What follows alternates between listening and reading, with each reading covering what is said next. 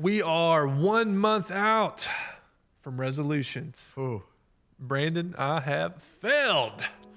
Let's talk about it.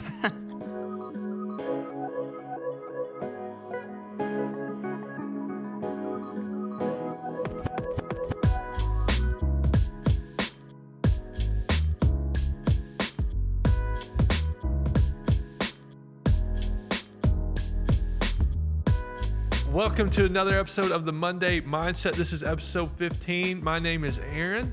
That's right. My name is Brandon. And man, we're excited to just be with you again this week. The Monday Mindset is a conversation that offers reflection, encouragement, and next steps to kickstart your week. Brandon, we welcome 2021 with high hopes and aspirations, with new dreams and new hopes, only for them to more than likely come crashing down. 2021, man, pretty wild still at the start, but I don't know, maybe mellowing out a little bit. I don't know. I just kind of stopped looking. Yeah, it's just enjoying my life, baby. 2020 part 2. 2020 part 2. That's right. Yeah. But no, question of the day: do you still have New Year's resolutions going, or have they all failed? So I do still have some going. I've had some fail. It's funny that it made me think of this. I was on my phone last night and I saw a video. I guess it was probably before, whenever SpaceX was like trying, like they had like these models. I had no idea that this happened, but it launched off and like people were like cheering and all this stuff, and it was like whatever. And out of the blue, it just started falling, and like it was like, and I was like, is it just gonna like land back down? Like what's taking place? But then it started like flipping and it hits and then it explodes. And I was like, and everyone just got like silent. And I feel like that's a lot of times like our resolutions. Like it's like the new year, everyone's cheering and it's like, I got it. 2 days in, it's falling down. And then a weekend, it has been blown to bits, baby. That's right. Oh gosh. But, yeah, I mean, I still have some going, and others kind of forgot about it. Yeah, that happens too. Yeah. But yeah. I have yet to even go back. I even wrote them down in the journal and everything, like things I wanted to do. Haven't even revisited it for a second. So, fails? What have you failed? I've failed. I've missed my devotion plan multiple days. I have caught back up with it, but I mean, I was like, oh no, I forgot about it. I had to catch back up with my devotional plan, trying to do one daily intentionally. So I failed with that. And then honestly, like I talked about it, like I just want to make like a positive impact. Yeah. And even though like, hopefully I've made a positive impact at some point this year, hopefully, it hasn't been on the forefront of my mind of like, you know what, even though it's hard, I just want to be positive. Yeah. That Not a whole lot of positivity coming. Yeah, I mean, it's unreal. It's the Brandon Sparks News station. It's just negative. That's hilarious, man. You're not alone. Not alone, man. I think it's still 2020 came, or was 2021 came, and it's just kind of the same story. It's been going out. We bought a spin bike. I think we celebrated that a couple episodes ago. Yeah. And baby, that thing has been used one time. One time, man, in 3 weeks. I'm not gonna say that I was like, hey, in a month if you want to sell it because you're not using it. You said it, man. So spin bikes are for sale. Just let me know if you're interested. No, I'm still committed. I just haven't. You got it. Finding that time. Anyways, we'll get to it. Now I have successes though. You're down some weight, man. Yeah, right? I lost some weight. Yeah. I actually weighed this morning and surprised me. I'd been keeping track with it somewhat, but it surprised me. I've lost 18 pounds. Atta boy. I know a lot of it's like probably water weight and stuff, but hey, water weight's weight. Hey, it's weight. 18. It's off the scale. That's right. No, I kind of just starved myself is what I would call it. No, I'm just kidding. No, I'd done like a little bit of they call it a Daniel fast there at the beginning of the year. And it's pretty tough. I think I had 6 or 7 meals or times that kind of broke it. But 12 pounds is what I ended up losing over the course of that, man. So there's some positive there. Always trying to just maintain some healthy habits. But don't ask me about this weekend because that for sure did not happen. Yeah. Dude. Went out for my wife's birthday. Oh, yeah. It Yeah. was and it was like she was like, "This week is my birthday week." She was so like, "Hey, it's my birthday week." Like, What is and that? I Still don't trying to know. figure it out. Yeah, it's unreal.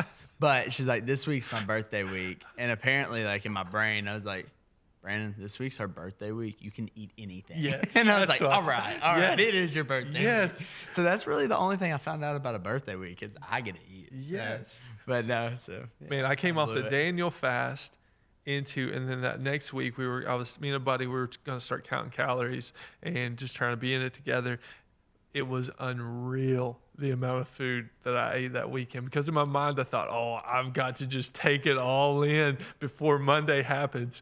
Pop-Tarts are like the kryptonite for me, They're man. so good. If they're in the What's house, your favorite? it doesn't even matter anymore. Blueberry is by far Oh, my yeah, I all-time forgot that one. favorite, Yeah, but yeah. it just doesn't even matter. That's where I'm at with They're it. good. Anyways, successes though. Yeah. Successes. We have lost some weight, so that's been good. Sabbath. I've been wanting to implement Sabbath. Yeah, Me and Emily have yeah. been doing that. Been reading a lot. Yeah. So that's been. So I've still had some, but definitely seem to have some though that have failed. Mm-hmm. But let's talk about that because what we hope to do during this episode is we can kind of what would be the restructure our mind, get a Yeah. new perspective on what our resolutions were, and what they still are. Yeah. I think that's the key point there. Let's have some fun here. Let's talk about failure, how we handle it in our life. And to bring this to light, we're going to talk about two words, the difference between trying and training. This has been enlightening to me. All right. So let's use these two words in a sentence. I'm trying to lose weight versus I'm training to lose weight. Let's try again. I'm trying to read my Bible versus I'm training to read my Bible. Maybe I'm trying to read a book a month. I'm trying versus I'm training myself to be a reader who reads a book a month. Maybe that I'm trying, and you can fill in the blank. Maybe I'm trying to lose weight. You can fill in your New Year's resolution. Yeah. Fill in the blank versus I'm training. Now, right off the bat, Brandon, it's kind of new content, new ideas. What's the first thing that kind of comes to your mind whenever you hear these two words, trying versus training?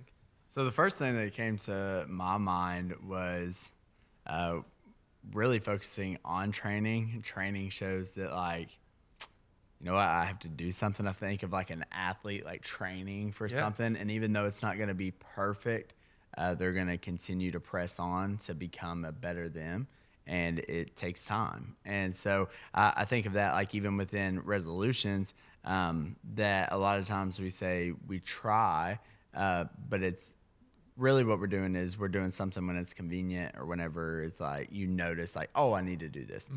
Training actually takes it takes effort in the sense of like athletes will wake up at like 5 a.m. to go train, and it's like I don't want to, but I need to.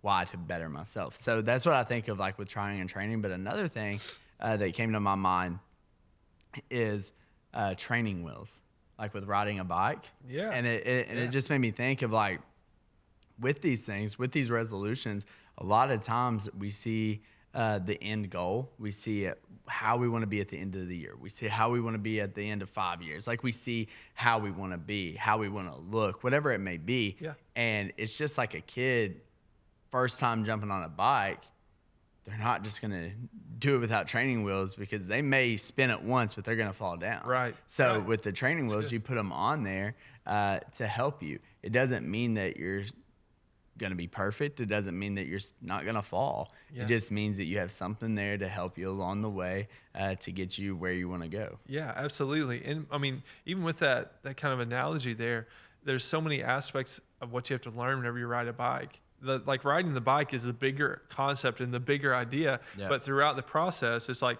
you got to learn that, okay, this is where my hands go. Even think about that. Okay, this is where I put my feet. Yep. And I have to, what I've been trying to teach Asher how to ride a bike. And one of the biggest struggles is that he pushes the brake and he can't make the full rotation. Yeah. And like, that's it. Balance is huge. Yeah. But if you can't even make the full rotations, man, then you're never going to be able to ride a bike. You can hopefully go down a hill. But that's about it. You know what I mean? Yeah. But there's so many aspects of it. And so whenever we start looking at like goals, resolutions, I still believe resolutions, man, they can still go on. Just because we have failed doesn't mean they have to end. Or like we're talking about devotionals, or we're just talking about habits that we want to add to our life. I think what we're really trying, are we just trying or are we training? Exactly. Are we taking those steps? Are we taking the intentional parts? Now, here's what happens with every single thing that we set out to do. Every single thing, 2 things will happen. You will meet an obstacle. There will be something that will try to stop you, that you will have to overcome. Or the second one, you will miss a day or you will fail. Yeah. And then the trick is, I would say trying and training hits a point here to where it's the response is different. Yeah. Normally, if we're trying, man, okay, let's get real. If I'm trying to lose weight, I will probably have 3 to 4 good days in a row. Then a staff party will happen, and there'll be somebody will invite me over to eat and say, hey, man, we got large Malini's pizzas here. And even though I'm trying to lose weight, you know what's going to happen? I'm going to get that text at about 8 a.m. and I'm going to say, day's already going to be blown tonight with that pizza. Might as well just crush lunch and crush the snacks. And before I know it, what was an 1,800 calorie diet, man, just turned into about a 4 to 5K. You know what I'm saying? Oh, I know what you're saying. It's just it's weird. We just wire us. And then what happens? And it's like, oh, I'll be good the next day. And then another obstacle comes maybe at lunch. Yeah. You're like, it won't be a big deal. And then 3 days into it, because of the obstacles, because of the days we missed, we are not conditioned in the right way. Our mind isn't thinking the right way. It says, hey, to like accept it and just start again. Yeah. I don't know, man. There's something in us that's just wired weird there. Yeah, I think that whenever those obstacles do come up, it creates like the obstacle even in our mind of like, okay, this is here. And a lot of times we go with the easiest route. I think it's like the same thing like in our lives that like whenever an obstacle comes up, we don't go, okay, how can I make it through this obstacle? We go, where's there another way? Like, is there another route that I can take? Yeah. Is there a quicker way to get here? Like, is there something else? And it, like, for instance, I love that you're using food. It's kind of like the microwave or fast food versus crock pot. Man, I'm hungry right now. And I'm hungry. I could run through McDonald's or, man, I had this waiting at home. I know it's not going to be done for another couple hours because it's in the crock pot or an hour. But, man, I'm hungry. And that happens in our life that a lot of times it's like, man, we go for something quicker and easy, and we don't want to face the obstacles. And I would say that a big thing with the obstacles is fear. And I think that fear comes because of failing and that fear of failure within it. Yeah, absolutely. Absolutely. So we have to try to reconvince ourselves that we're in training. Yeah. We aren't just trying. Yeah. One of my favorite examples, man, food is one, but man, I've been going to church all my life. And I can't tell you how many times I have started a devotional or a reading plan or even a book. Let's just go there. And we are hot and heavy, man. It's rolling, feeling good, connecting with God. And you're thinking, I'm going to read this Bible in a year. And then 2 weeks in. Yep. Normally 2 weeks, you miss a day, and then that day turns into 3. Dude, it's crazy. Yeah. Bible reading, prayer, journaling. It seems like if there's anything that connects us with God, man, the obstacles come in a big way. And then the point of failure is just because like I tried it and it's just like it just didn't work. How did reading the Bible not work? Yeah. You know what I mean? Yeah. How did prayer time just not work? And we're just so quick to say, I tried it and I just didn't do it. I'm trying to read my Bible, but I just really just don't like it, or I'm just struggling through it. I'm like, I don't have time. Oh my gosh. Yeah. Don't even, But that's my own life too. You know, there's so many times throughout my life where I'm like, I've just tried these things and I've always just got to the point where I failed. Yeah. Always failed it. And so whenever we repurpose our mind and think, okay, we are in training. If we say, okay, we are in training, we're training to do what? We're training to become followers of Jesus. If you are missing training days, man, you will not become like an athlete, man, that wants to compete in the games. They have to train. Yeah. And they know it's coming. And so sometimes I feel like we don't even see that we even need the training, that we need the connection. Like, dude, life is hard. Yeah. The enemy, man, wants to come at you, wants to attack you, wants to just destroy every aspect of your life. And every thought that you have, every belief that you have. I didn't even plan on going this route, man. But in order for us to even realize that we need training, we have to understand, man, that there's something that you have to train for. You know what I mean? Exactly. And I don't think we live in that. I don't think we live in that space. I think we read the Bible because we think that it makes us a better Christian. For sure. Or we pray because we think it's a better Christian. Yeah. Not like the armor of God, man. Think about that. Why does Ephesians 6 even talk about the armor of God? Yeah. Because they know that there's a battle, man, that's coming. Exactly. And if we ain't training for it, Yeah. then we're just setting ourselves up for failure. Yeah, I think that's so true. I think as Christians, a lot of times we do things, and we've talked about it before, just to check a box because, you know what, I'm a Christian. I'm supposed to now. This is my appearance. This is what I'm supposed to do because I'm saved. I'm supposed to read my Bible. And I get to read the Bible quickly turns to I have to read the Bible. Like I got to do this. I got to serve. I got to go to church. And whenever that takes place, man, that's whenever you really don't see the big picture. You don't see the training within it. You don't see the end goal and what you're striving for. And I would say we made it all about ourselves. Oh, for sure. All about ourselves in that say. Like if I were to say, hey, you have to read the Bible because if you don't, the enemy will just attack you. Yeah. And your mind's going to be corrupt. And your mind's going to be, and you won't be able to discern truth from lie. What about if I say that? Does that change the perspective? Yeah, it'll flip it. And like prayer, I don't know, which one do you struggle with more, prayer or Bible reading? I would say Bible reading, more intentional, quiet time with Bible reading. I would definitely say it in comparison to prayer. I would say I could definitely connect. Sometimes if I got a good plan, it kind of helps me. Yeah. Prayer, I think sometimes I battle between like intentional quiet or even if you're doing something, but maybe there's still just your thoughts are able to go. I heard a guy every night before bed, he would sit a mug out and he would just putt for 30 minutes. And he would just put a ball into the mug, and that was his quiet time with the God. And I thought, that's incredible. I was like, I never even thought about that. But anyways, but yeah, I mean, I think we're at this point to where these two things are a struggle. Yeah. We all probably started with some aspect of this in our resolutions, and probably a month in, man, we're looking at, well, I've already missed 5 days, so my devotion's done. Mm-hmm. Like your devotion didn't go anywhere. Exactly. And that's something I even had to realize is because like I said, I got behind on my devotion, and and here's the thing, it wasn't like I could have easily folded, been like, man, you know what, I failed. I'm just going to continue this because what I was doing wasn't bad, but also at the same time, what I was doing was just naturally coming. Yeah. The other I had to fight for. Yeah. And I think that sometimes you need to fight for those things. Like just because it comes easy doesn't mean that it's what's best. Sometimes what you have to fight for, man, there's something there. Yeah. And I think that a lot of times the enemy or whatever will try to prevent you from living the better life, living your best life with Jesus, becoming more like Jesus, and you will have to put up a fight to go against that, to go against the world and what it says, and so on and so forth.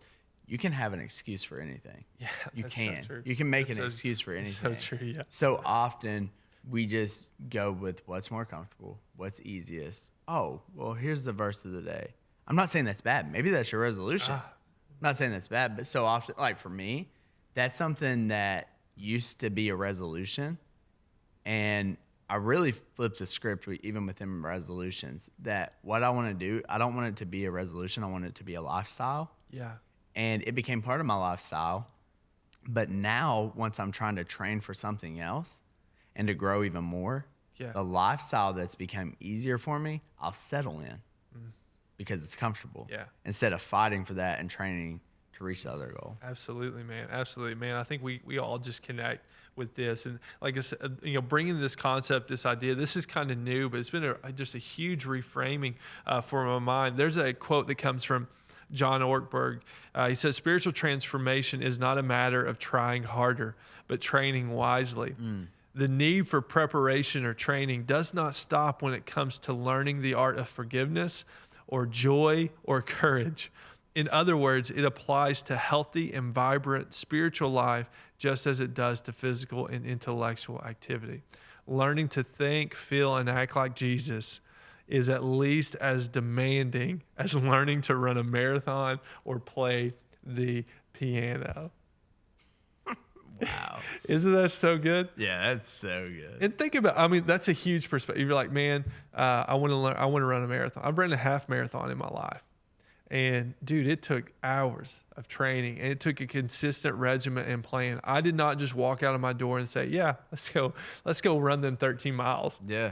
Dude, it was months of preparation and months of laying out a plan that I knew would get me into the position to be able to complete that run. Yeah. And man, wouldn't that be incredible if we thought the same way about our relationship with Jesus and our walk with him? If we say we're a follower and we're a warrior for Christ, man, I don't think God just wants us to accept the invitation and then say, hey, yeah, I'll just be able to do that at any point. You know, like you're like putting it in that context. Following Jesus is just as demanding as running a marathon. Yeah. And it takes time, energy, a plan.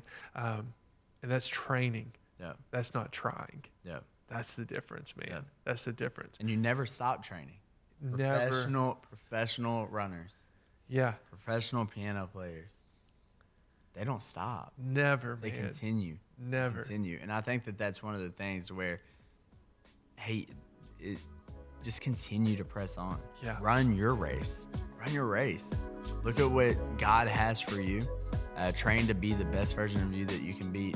At the end of the day, we all just want to be more like Jesus. Yeah. And man, it's going to take time. It's going to take effort, but it's worth it. Yes. And I want to make sure everybody knows today that you have not failed. Yeah. You have not failed. That's the biggest lie. That's the biggest lie, man, between training and trying is that you've already failed. So you might as well quit. And there's no quitting in training. You just pick it back up. You can start tomorrow. You can start this hour. You can start this minute, this second. Just start new and start fresh. Yep. And man, God's going to do some great things in my life, your life, man, if we can just continue to keep that perspective. So just remember, if you think of yourself in training, you're much more likely to get where you want to be. So let's train together. Let's get after it. Let's become better followers of Jesus. We ain't trying. No, we're training. We're training. Thanks for joining us again for this episode of Monday Mindset. We'll see you all.